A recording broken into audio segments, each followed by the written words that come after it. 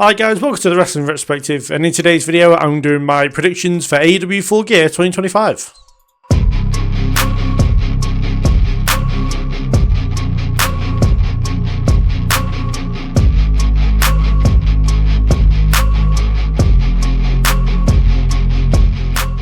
So starting off with the feud that doesn't seem to want to end at any point, we have Mark Briscoe challenging Kyle Fletcher for the TNT Championship in a no disqualification match, and if Mark Briscoe loses, he must join the Don Callis family. And that is where people's decisions are going to be made.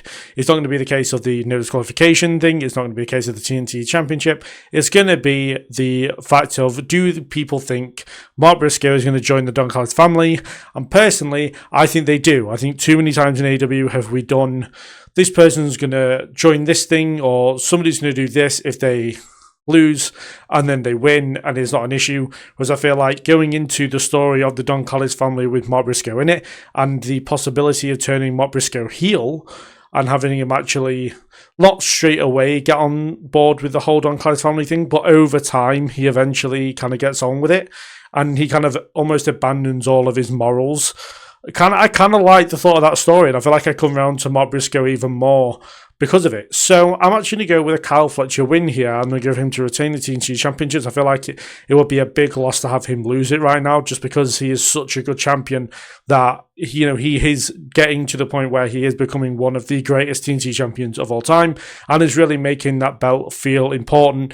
I feel like it would be a huge mistake to take that title off him right now. So yeah, I'm going to go Kyle to get the win and Mark Briscoe to join the Don Callis family. Following that, we have a women's four-way tag team match where we have the Babes of Wrath?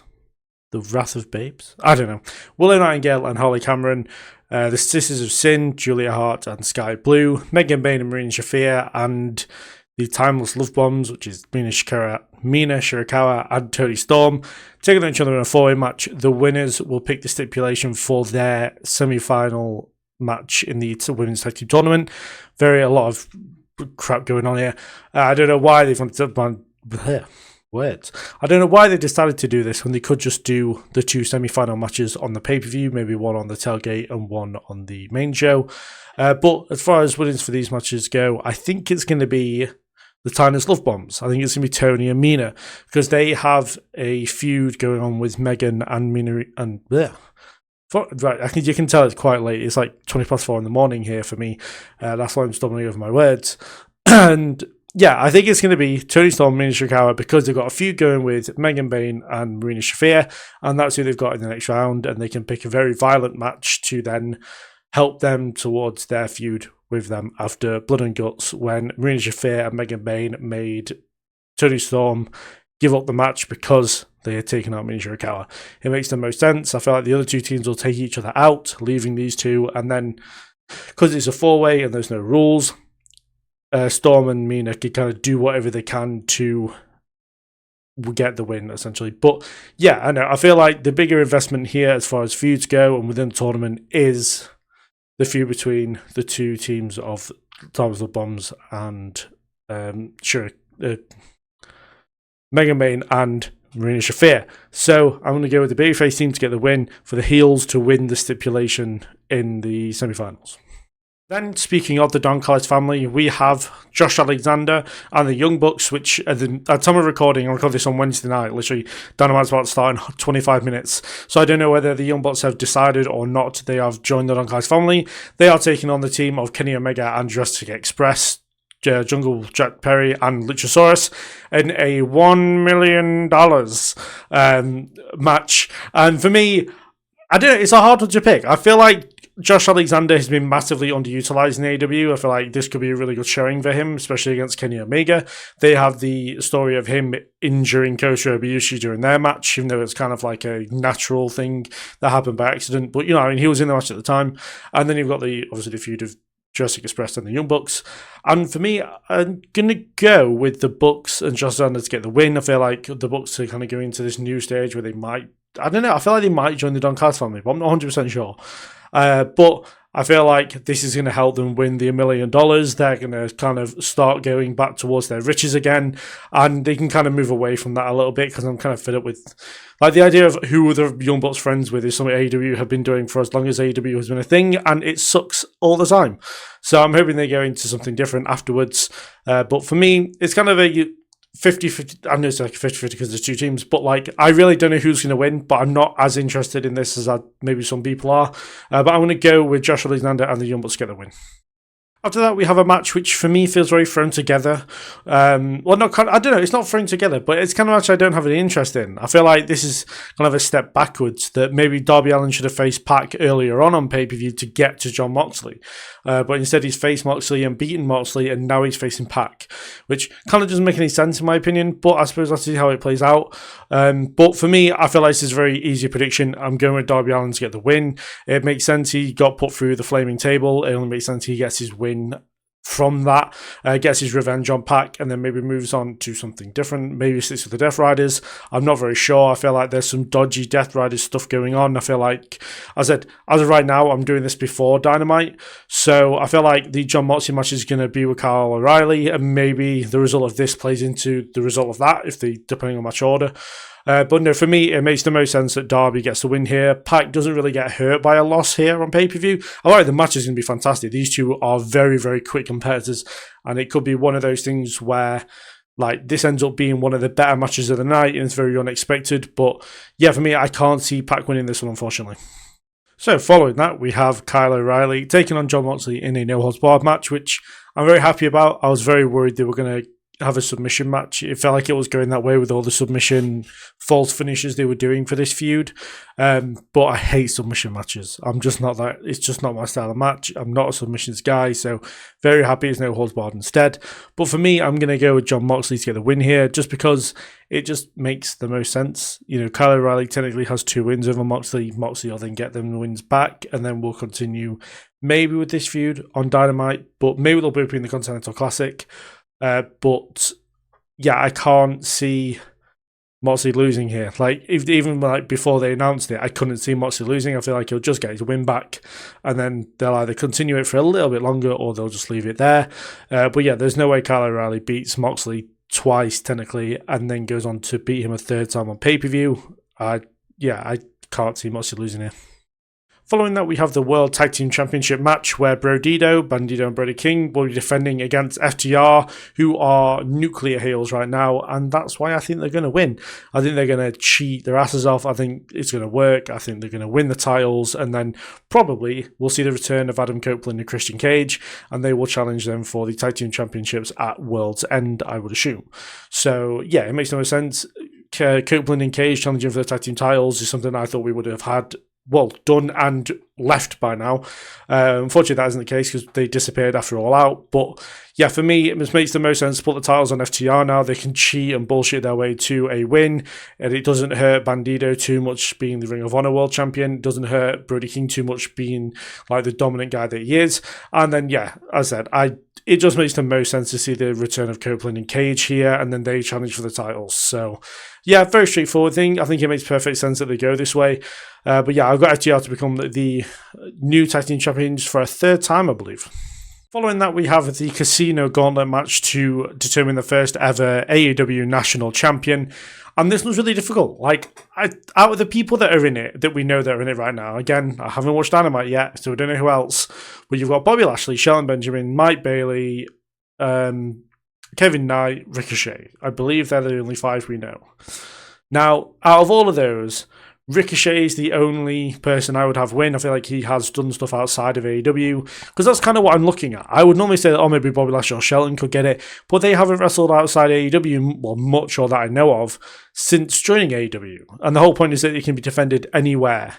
So it makes it. So yeah, I'm kind of thinking of people who have wrestled all over the place. So Ricochet is possibly one of them people. Also, Mascara Dorada, I'm putting down as a dark horse pick to win. I feel like it'll be an incredible. I feel like his match with the Carter tonight is going to be absolutely fantastic. Tonight. But when this comes out, it will have happened, and I bet it was great. To Takeshita would be a good choice, and he was my choice for a while, but then I also think he's winning at Wrestle Kingdom, so they're making him a Triple Crown champion. I feel like might be a bit of an overkill moment, so I don't think it's going to be Takeshita now.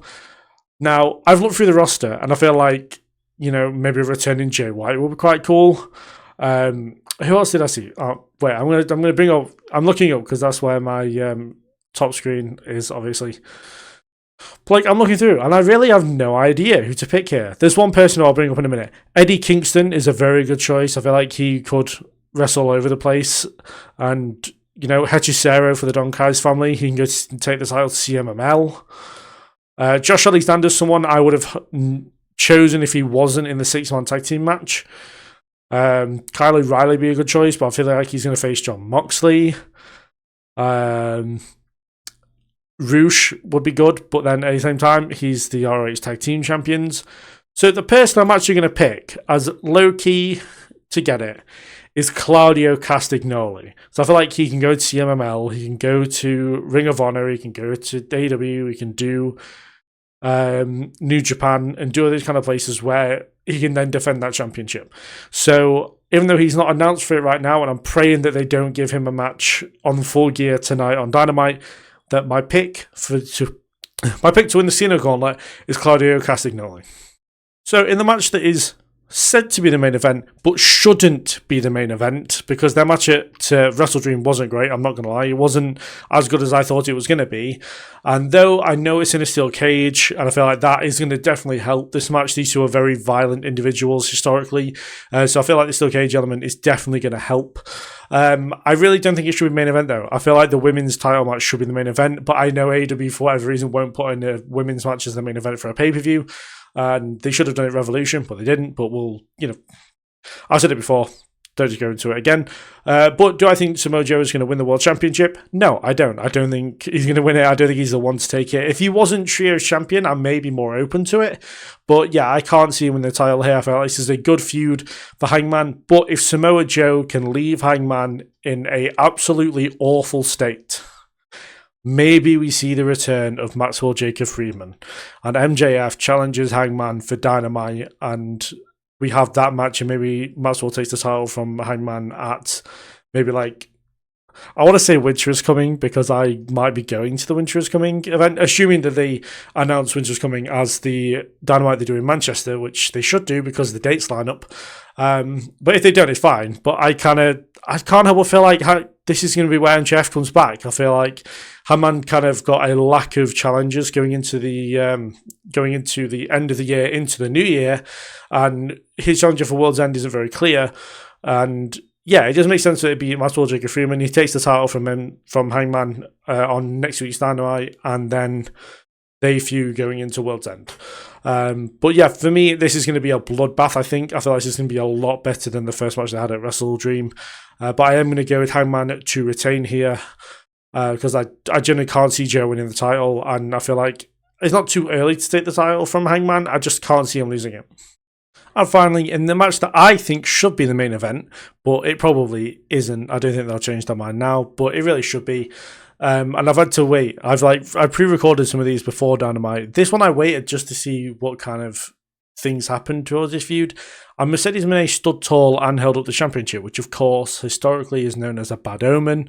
But I'm going to stick with my guns for what I thought about this match before Dynamite, which is I think Statlander's going to get the win here. She's going to retain the Women's World Championship. And I know that kind of, in a way, hurts Mercedes Moné, which sounds really weird. But I feel like it's hurts her because every time she's gone for the women's title, she's lost, which means she can't win the big one. But I feel like it would hurt Statlander immensely if Moné were to get the win here. And yeah, I kind of wanted Statlander's reign to be a lot longer if she does lose it here, and I would be very upset with the decision if Mercedes does win this weekend. But for me, Statlander, with her losing twice, this time last year to Mercedes Moné, then doing it a year later, it just makes 100% the most sense for Statlander to get the win here. She gets a win back. And yeah, it's kind of like I don't know, I've forgotten what the wording for is. It's just like an outlier within her rise to the championship is the two losses to Mercedes Moné, and she kind of writes them off and she can then move on from that, move on to bigger and better feuds. Against who? I'm not really sure right now, but yeah, I think like this is going to be match of the night. These two had two of the best women's matches in AEW history at World's End and Full Gear last year. I think that they've both improved massively since then, and I feel like they're going to have an even better match here, and I can't wait to see it go down. It's the match I'm looking forward to the most, which is why I think it should be the main event. But yeah, for me, I'm going to go with Kris Statlander to retain her championship here. So those are my predictions for AEW Full Gear 2025. Do put in the comments below what you think is going to happen. Sorry if this video is a bit weird in a way, just because I pre-recorded some before Dynamite and then recorded some afterwards, depending like the Kyle O'Reilly Moxley match, the women's four-way got added on Dynamite tonight, and I waited for a little bit to see if my decision would change on Statlander and Monet. Other than that, they were all recorded before, so it might sound a little bit weird as far as referring to Dynamite in the past and in the present. But yeah, do put down in the comments below what you think is going to happen. Do you think any returns are going to happen? I feel like Edge and Christian, or Edge and Christian, Cope and Christian are going to be coming back this weekend, but they might get some other people, which I'm not sure about. But, you know, with it being a Casino Gauntlet match, we don't know who's going to show up. And yeah, do you think Mercedes Moné is going to win that 14th belt and get that women's championship? Do put down in the comments. I do want to have a good discussion about it. And yeah, do subscribe for much wrestling content. There's Full Gear coverage this week. There is Survivor Series coverage next week. There's going to be a Survivor Series card I'd like to see where it's like Raw versus SmackDown versus NXT.